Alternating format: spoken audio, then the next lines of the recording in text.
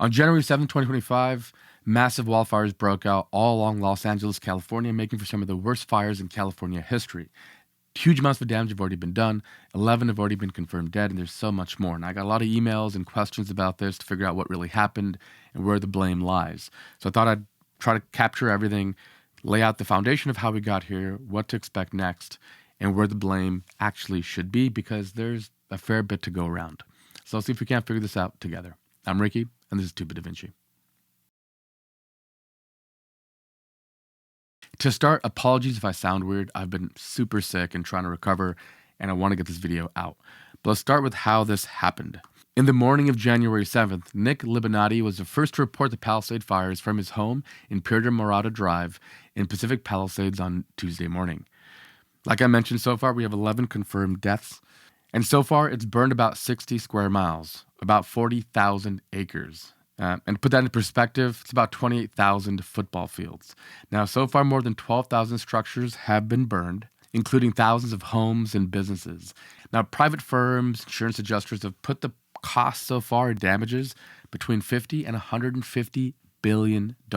Now, there were actually 6 fires in total, but the Lydia fire and the Sunset fire were both smaller. And at the time of recording here on January 11th at 8 p.m., those fires are 100% contained. So then we have the Palisades fire here. We have the Eaton fire here. And if you kind of zoom in, you can see the current fire front and the evacuation regions. There's the Kenneth fire up here and the Hearst fire up here. Now, the two biggest fires by far are the Eaton fire and the Palisades fire. To start, first and foremost, my heart goes out to all the people affected by this. I live about 100 miles from here, and this is heartbreaking. California's been my home for my majority of my entire life, over 35 years at this point, and this is really, really sad.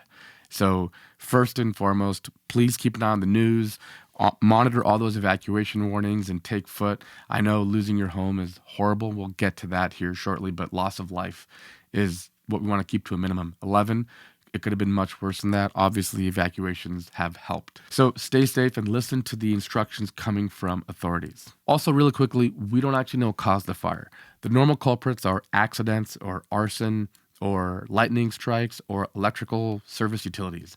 And so far, there's no evidence of accident or lightning or electrical fires from service utilities, but there have been some arsonists that have been caught and arrested. We don't know if that's the cause of all these fires. That particular neighborhood, we're not sure just yet. That will all come out. Now, before we get into the complex parameters of water and failures of leadership, let's talk about the perfect storm of ingredients that came together to make this fire as bad as it's been.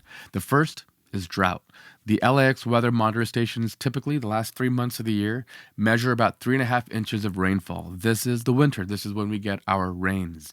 But this year, the last 3 months of 2024 have been super dry, about 0.03 inches of rain. That's 1/100th of what we average. The second ingredient is a high-pressure weather system that was perched over southern Idaho. If we look at this incredible telemetry data and wind data coming from Zoom Earth, we can see here that there's this high-pressure system working its way down. Now, high-pressure systems in the northern hemisphere rotate clockwise, like this, okay? That was 4 a.m. Now, if we start zooming forward in time, you can see those wind speeds really pick up. Now, this is funneled by the fact that the Sierra Nevadas block some of that wind. You can see how it's diverted and channeled through here. And then there's the second parameter, a low-pressure system coming off of the Gulf of California, or the Baja California Gulf. You can see right here. Now, low-pressure systems in the northern hemisphere rotate counterclockwise, so you can see right here. So what that means is that here in the LA area, if we fast forward further in time around 4:30 or so, you can see how this low pressure system is pinching the winds upward, the Sierra Nevada is pinching it downward, and that air gets funneled, and that resulted in gusts here, according to the weather station data from this particular app, of speeds of 50, 60 miles an hour. But for individual regions around that area, we were seeing winds of up to 100 miles an hour.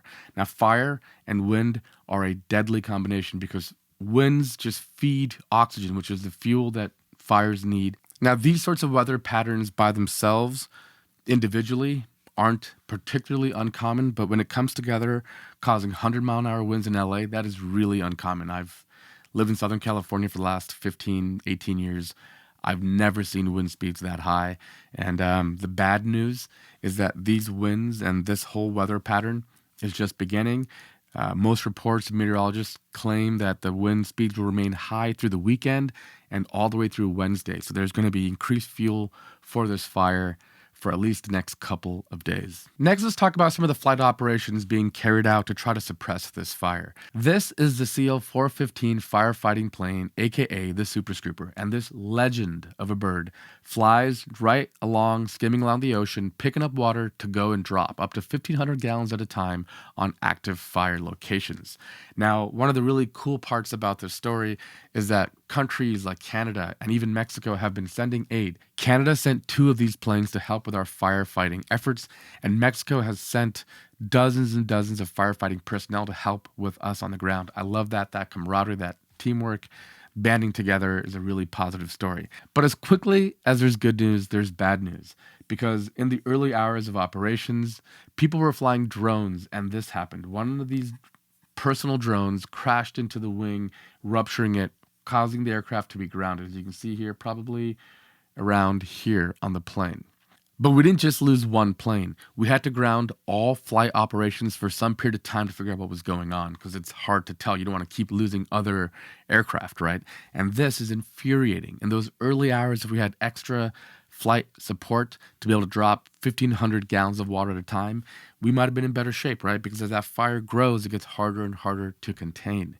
And I made an entire video about the future of drones and how we've seen this whole pop-up of all these drone activities and stories, and it's going to be really serious. And I hope whoever was responsible gets the full brunt of law enforcement, and we make an example of them. Let's also take a moment to thank the heroes, the first responders, all the firefighters, all the people involved in this, the pilot, students, operations, and everybody else. Amazing, amazing to see this in action. And let's also just take a quick look at what this aircraft is all about. You can see it skimming here along the water surface, collecting water. This means that the plane doesn't have to land. It doesn't have to refuel. It just skims along the water, refills its tanks from seawater, which is endless, and gets right back to work. Now, I bring all this up because I have some questions when it comes to budgets and spending. Like, why don't we have 100 of these things in California, 50 in Northern California, 50 in Southern California to deploy whenever this happens? The entire state, I think, has 10, and who knows how many of those are operational. But there are no easy solutions in firefighting because, again, those early hours with 50 to 100 mile an hour sustained winds, it's really hard to fly aircraft, especially helicopters. Helicopters are really tricky to fly in wind speeds of 50 miles an hour. They can call stall on the retreating blade as it comes across the air, just leading to loss of authority and crashes and stuff. So they can't really fly. Now, one of the key criticisms that people have voiced is fire mitigation strategies and pre-burns to try to control the vegetation.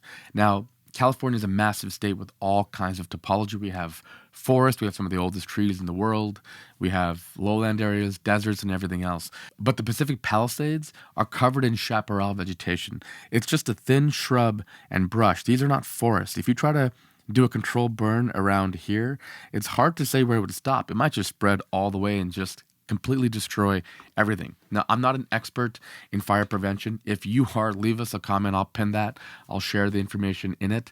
But it's not that straightforward.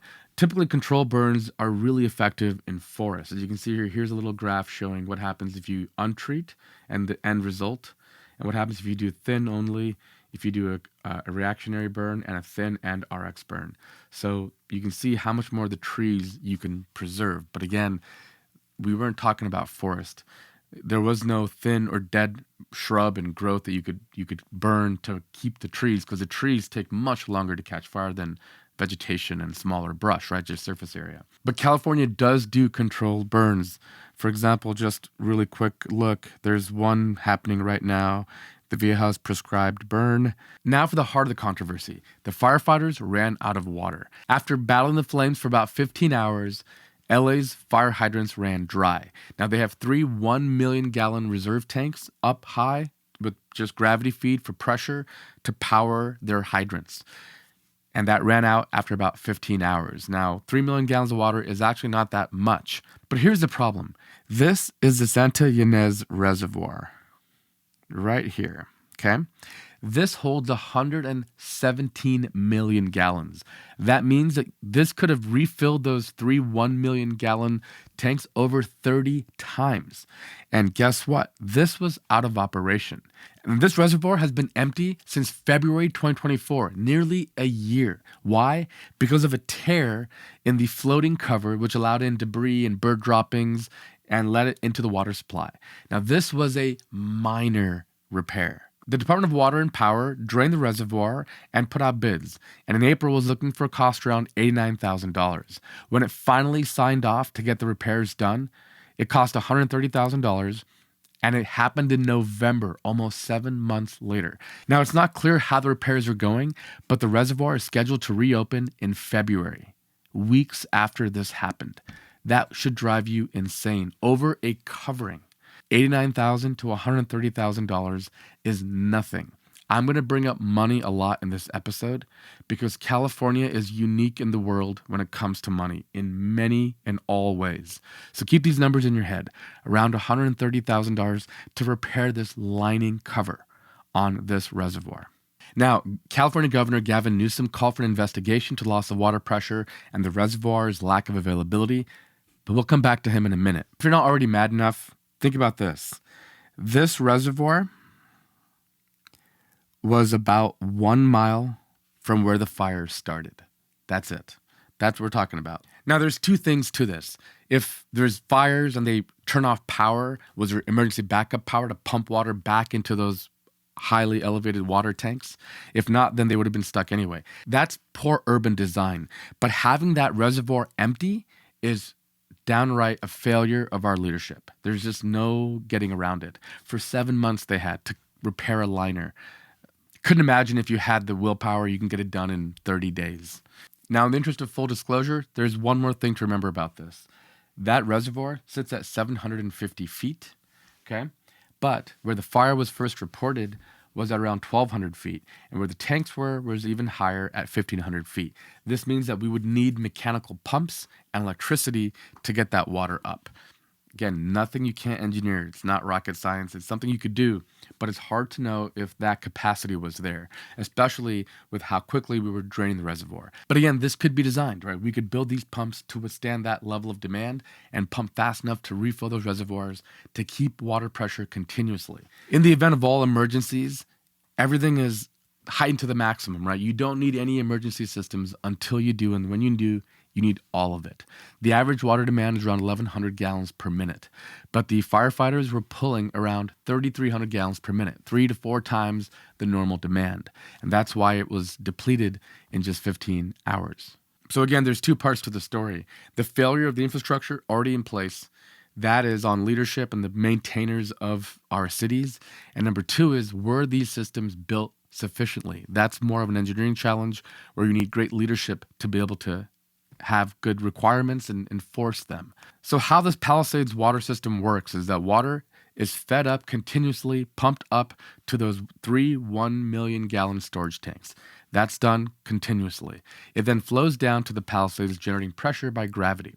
All tanks were empty by 3 a.m. on Wednesday, so there was no way to generate pressure in the hydrants of the upper Palisades. That tells you a couple of things. One, that the pump rate back up is probably around 1,000 gallons per minute, and the firefighters were drawing probably closer to 3,500 gallons per minute.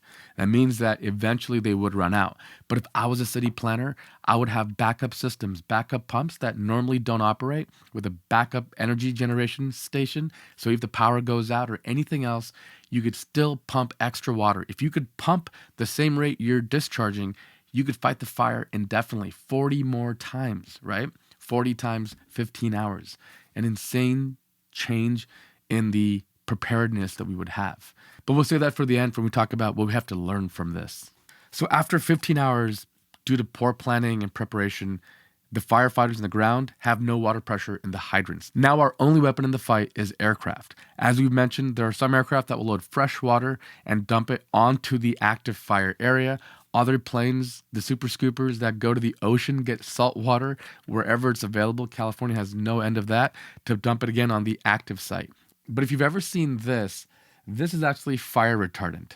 It's actually a product called Phos-Chek LC95, which is sold by a company called Perimeter. It's a mixture of water, fertilizer, and then this red color is actually just rust.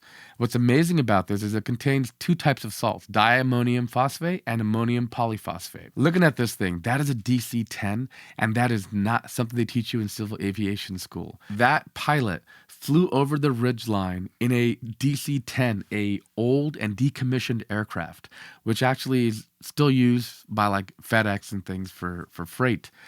Climbs over the ridge and drops back down. That is absolutely legendary flying. Just amazing. I'm blown away by the pilots and the people doing this sort of thing. Now, the goal of the Phos-Chek is to coat all the trees and shrubs and plants. And then when the fire's heat starts to consume it, instead of allowing that carbon to become a flammable carbon material that will basically be food for the fire, it actually breaks down, absorbs some of that energy, and becomes a non-flammable carbon material. But if you can lay down this fire retardant ahead of the fire, it will actually try to help and keep the fire contained and minimize the new biomass available for the fire to consume. This is an old tactic, and it's a very effective one, and it's amazing seeing it in action. It's one of those things that never fails to impress. Now, in these stories, I'm always blown away by the operators, pilots, and engineers, but the politicians, usually not so much. Here's a little breakdown of some of the policies that have plagued this event. LA Mayor Karen Bass made a $17 million budget cut to the city's fire department. The chief of LA's fire department, Kristen Crowley, has been throwing her under the bus, saying that her team was not equipped for this, that they didn't have the assets and the apparatus in place, either for action or even pre-deployment. A lot of times when you know a fire is happening, firefighters will send equipment, trucks, personnel, apparatus to nearby fire stations in preparation for what's going to happen. And they were saying that they were so understaffed and under-equipped, they were not able to do that. $17 million budget cuts for LA, a city that is known to have fire issues and lots of money. Hard to imagine. Okay, the next story involves Gavin Newsom and his alleged desire to destroy dams in California and how that led to this issue. The dams in question are in the northern part of the state, basically at the border with Oregon. This is Copco. This is the Copco Lake right here. And then you can kind of see the Iron Gate Reservoir. And down here would be the dams in question. Now, his goal was to remove a series of dams along this section. Now, the meme pretty much goes that Gavin Newsom wanted to save some fish and killed Californians. So here's some pictures. Copco Dam before, right? And after. That's Copco 1. This is Copco Dam 2. Before and after. And this is the Iron Gate Dam. Before and after. Now the goal, J.C. Boyle Dam as well. Sorry, one more. You can see before and after. Now, the goal of these dam removals was old architecture, and they wanted to remove it to restore natural waterways, to preserve fish, salmon, other fish. And it's hard to say. I'm not privy enough. I'm not a hydrologist to know how that affected water down in Southern California. But I know we had other water. We have aqueducts and stuff. So odds are that part of the story about these dams being destroyed to save the fish is just a meme, and it's not true. But before you think I'm letting Gavin Newsom off the hook, I got to get to the financials of California. Remember when I said California's financials are just insane to understand? According to Statista, here's a breakdown of tax revenue by state. California makes $220 billion in tax revenue. The next biggest is New York at $125 billion, about $100 billion less. Texas, which is really profitable, a well-run state, has no income taxes. So as a result, they only collect $86 billion. So we have $220 billion each and every year. So by far and away, the largest tax collector in America. Now let's contextualize it one step further and compare that with the entire GDP. That's every dollar a country makes, okay? Now here's a list of the top countries by GDP. There are only 56 countries on Earth with a GDP higher than California's tax income from taxes. The rest of these countries all have a lower GDP than what California makes, not from GDP. California's GDP is insane. It's in the trillions, just from taxes. So when I hear that we have to cut, we don't have money for $130,000 to tear a liner, that we don't have 17 million for firefighters. I got to tell you, I'm, as a long-term Californian, completely fed up with this. I think our financial state is absolutely insane. A lot of countries, a lot of states don't have the kind of money to take on large infrastructure or to fix all their problems. That's not the case here. $220 billion goes a long way. So what do we actually spend it on? I'm going to put how insane $220 billion every year is in context. But first, we have to talk about how are we spending this? How is California in a budget deficit? It's absolutely maddening. So I pulled up the data, and what I wanted to know is how is it changing over time?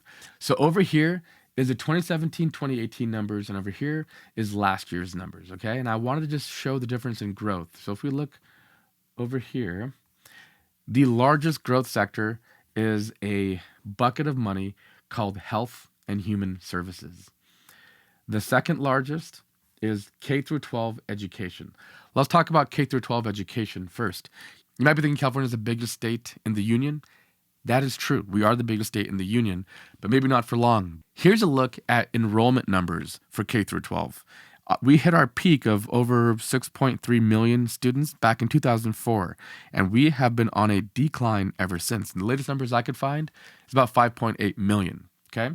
So that means that we now spend 150% more, or $27 billion more on K-12 education for less students.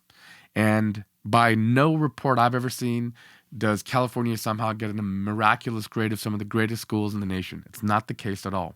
So this has to do with administrative bloat. So that's salaries being paid to non-teaching positions, right? I am a huge advocate of public schools. I believe that's the great equalizer. If you want to give people equal opportunities, invest in great schools across the board, not only in rich neighborhoods, everywhere. But what we have done is hired administrators, and there's a level of bloat that's really prevalent, especially in higher education.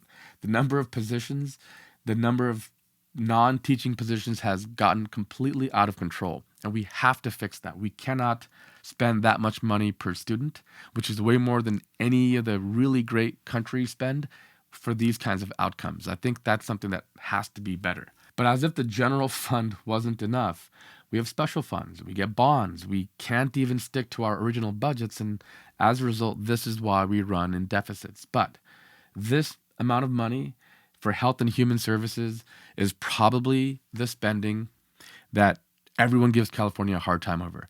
This is the homelessness problem, this is low-income housing, this is all of those projects. So that means that K-12 education and health and human services is nearly $200 billion. Again, we make about 220. I think this year might be 230. Well, we'll see after all this.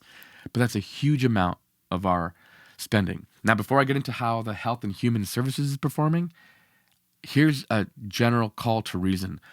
We should tell all of our elected officials to return to a 2016 budget. That was around 183 all in, and enforce that. Because I think we need to have $40 to $50 billion of surplus to handle disasters and to have a massive water reclamation and water mitigation project that should span a long time. But when you have this much money coming in, it's more than doable. So how is the homeless problem going? California has 188,000 homeless people. That's about a quarter of all the homeless people in America. And that number grew 3% year over year. And it basically grows every year. The homeless population is growing. Now, does that mean that more people are falling into homelessness, or are we attracting homelessness? I mean, California has some of the best weather in America all year round. There are places in California you can live outside in a tent all year. Those things I don't know, but I can tell you that these plans are not working. And there's huge levels of unaccounted for allocations, money not being spent properly, and all the rest. But to put that into perspective, that part of the government is eating up $114 billion. That cannot continue. If we cut that in half and forced California or 50 billion or some number, they might actually have better outcomes because maybe we'd have better people in charge who could do a better job of handling it. By the way, that $220 billion doesn't include property taxes. Okay. The average per capita that a person in California pays is $19.50 per person. Okay. The population of 39 million people, that's $76 billion every year in property taxes. Now, that money isn't counted to the state because it goes into local coffers. But that's another nearly $80 billion. Combined, $300 billion. Think about that for a minute. So remember earlier when I said Gavin Newsom probably isn't to blame for the dams at the very north of the state? This is where he definitely is to blame. This is an article that talks about the 42 aging dams in the state that need money for restorations, about $50 million in total. Now, apparently there's no money for these dams to fix them. And as a result, they've had to run at lower than usual capacity. Okay? Now, I want to put this into context for you. $50 million, after the numbers that we've just been talking about, is less than nothing. Why is this so bad? I live in San Diego. Last winter, a year ago, we had really, really good rainfall. We basically get really good rains every couple of years, like every 4 years, kind of the El Nino cycles. And then kind of dry, clear blue skies and no rain. So when I heard stories a year ago that there were dams in San Diego in particular and other parts of the state that were so damaged that the dam operators had to open levees and let the water out. Because if they kept the water back, the pressure from all that water could cause a catastrophic failure. So dams were so compromised that they couldn't hold back about 107 billion gallons of capacity of water. That's what was lost by not repairing these dams. So 17 million to fund the fire department. Add a zero, give them 170 million. And 50 million, potentially 100 million, because these things cost more than they say, 200 million, 500 million, whatever that number was, we could easily afford to fix it. And if we had 107 billion gallons, that's like having 1,000 Santa Ynez reservoirs. 1,000. Picture that. That reservoir that we showed you near the Pacific Palisades, 1,000 of them that we could litter across the state, across all the major population centers, Northern and Southern California, in the event of the next one, right? And that wasn't done. Over $50 million. And that is where you should be absolutely furious, because I remember that story and I remember thinking, we are letting beautiful, fresh, clean water go right back to the Pacific Ocean instead of storing it, all because we don't have the political wherewithal or the power of will to get the work that needs to get done, right? Now, the infuriation about this story is multifold for me, right? Because as an engineer, I always think about how do you design a system with redundancy, with failure and backup, right? The Santa Ynez reservoir should be one of many. There should be other reservoirs. So if there's construction or anything happening in one reservoir, you have multiple that can jump up. You should have 2 pumps in operation and 2 backup pumps that are maintained and checked at all times. If there's a failure of any pump, you're never without water. You should be able to output enough water to maintain a critical fire. These are the exercises that you should go through, right? Airplanes are built this way. We talked about planes in the past with redundant hydraulic systems, multiple redundancies in terms of motors and engines and pumps. We have to build better, and it's all doable. When you make $200 to $300 billion every year, there's no excuse for why I can't do any of this stuff. Finally, insurance. What does this mean for insurance? Because I mentioned that $220 billion tax base that's based on really wealthy people paying taxes. Like just like in federal income taxes, the upper 50% of earners pay the majority of state and local taxes as well. So if we lose them because we can't insure their homes, we're in trouble. So California's Insurance Commissioner Ricardo Lara has already issued a mandatory 1-year moratorium on non-renewals and cancellations to protect Southern California residents affected by recent fires. And they have a list on their website, which you can put to in the description, where you can check to see if you're under that list. That means that if you had no previous notice or anything, they cannot cancel your policy for 1 year. What happens after that? We'll get to that. The other thing is that they've also told the insurance companies to do the right thing for any non-renewals in the past 90 days before the fires broke out. This is for people who got letters saying, we're going to cancel your insurance effective this date. If you got that letter 90 days from when the fires broke out, they're asking these companies to do the right thing, but there's no guarantee. I've had my insurance canceled on me before. I had farmers and they told me we're dropping you. And now I have another company, and I'll be honest with you. I don't know what will happen to us in the future if I'm going to start getting letters as soon as they can to drop us. Companies have already been pulling out of California and Florida, by the way. This is not just a California problem. Florida has huge devastation, especially last year, and they have similar risk where companies are saying just not worth the reward and we're going to drop coverage. Home values in California are especially crazy because of how expensive they are. Average homes in the Pacific Palisades were over $4 million. And that's why even if the fire is relatively small in the grand scheme of things, the damage has been absolutely insane. About 1,600 policies in the Pacific Palisades were dropped by State Farm in July. As a result, homeowners in the Pacific Palisades had increasingly shifted to FAIR, which is California's Fair Access to Insurance Requirements plan, with roughly 1,400 of the town's 9,000 homes covered by the plan. That's like 1 in 7. This is a backup for people who can't get insurance, not a normal insurance vendor. Since 2019, more than 100,000 Californians have lost their insurance. These numbers become insane, especially at the very expensive nature of the state, homes, labor, and everything else to rebuild these homes. Now, climate change and climate disaster are the reason for these companies to abandon California and Florida and other parts of the world. Now, if you believe in climate change or not, the insurance companies and their models sure as heck do. And that's why they're getting out in front of this saying, I don't want to cover it because we would have to charge these people so much money that it wouldn't even be worth it. And it's really unfortunate for people like me who've paid homeowners insurance for 20 years, never used it for $1, and when they drop me, I get nothing back, right? This is the reality in the post-aftermath, even for people not affected by this fire, that we will have to face. And that's why I urge everybody to have some compassion and sympathy for the people involved in this. And if you're able to donate, we'll put a donation and a charity link in the description that you can give to help people. We will do the same. And hopefully we can do better in the future. But I urge you, and this is a call for anybody who's watching, because I know my audience.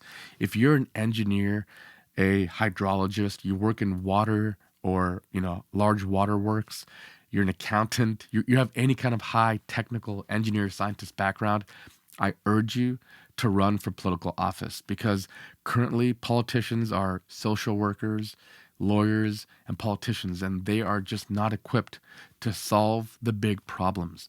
If we had more engineers in politics, I'd have a lot more optimism for the future.